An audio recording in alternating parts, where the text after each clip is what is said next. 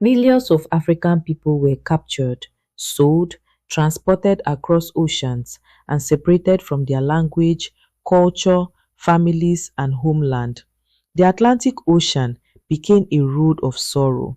Some arrived in the Caribbean, some in South America, some in North America, and many people do not realize that Africans were also brought into parts of Mexico, including the Yucatan region.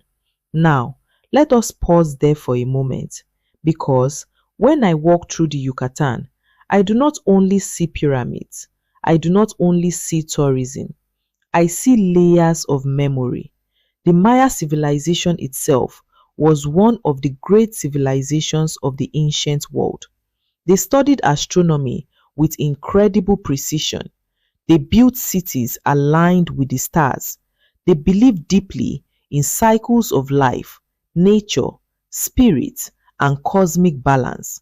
But like many indigenous peoples across the Americas, they also experienced conquest, colonization, disease, forced labor, and cultural erasure after European arrival.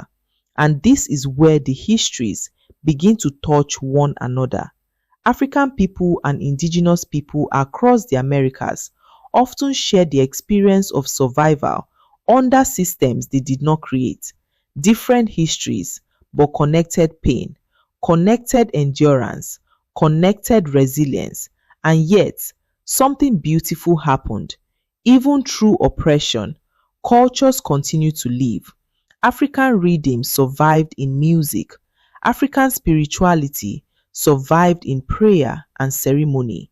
Maya tradition survived in language, food, storytelling, and connection to the land. The world tried many times to silence these cultures, but silence did not win.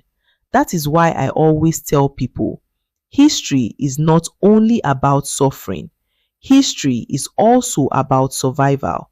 It is about the human spirit refusing to disappear.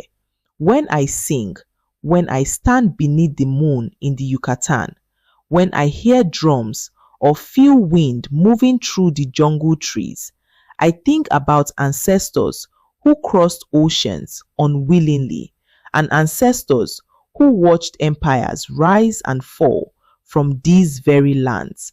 And I ask myself something simple. What wisdom did they try to preserve for us?